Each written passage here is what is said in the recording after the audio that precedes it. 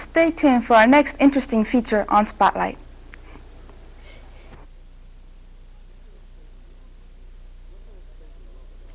Living in this crazy world that we do, we ask ourselves a lot of why questions.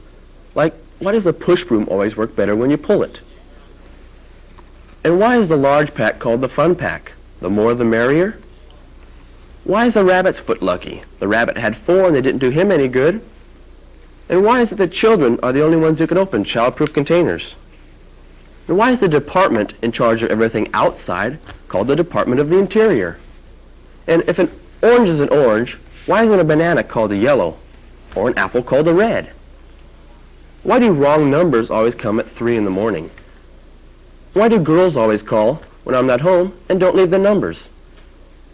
And why is it that TV always goes out when my favorite program is on?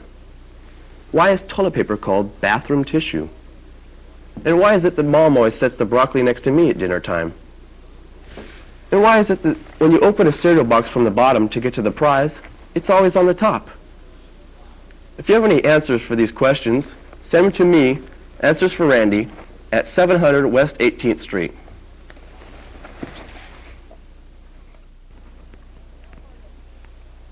Now for our next segment.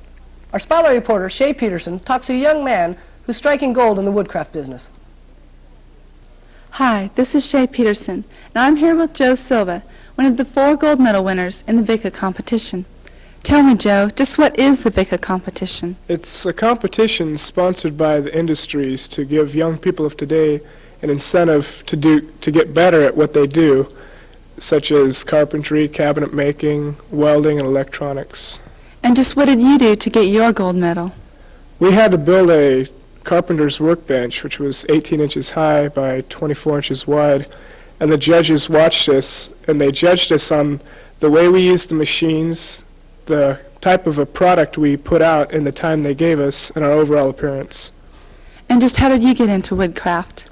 At first I thought it was an easy class, but as I got into it I realized that there was more to it than that I can get a sense of accomplishment in making something like this cabinet that I'm making for my mom.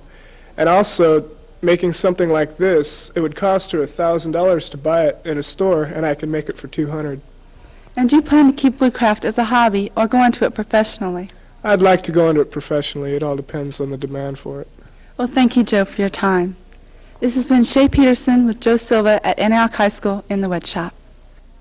Now listen.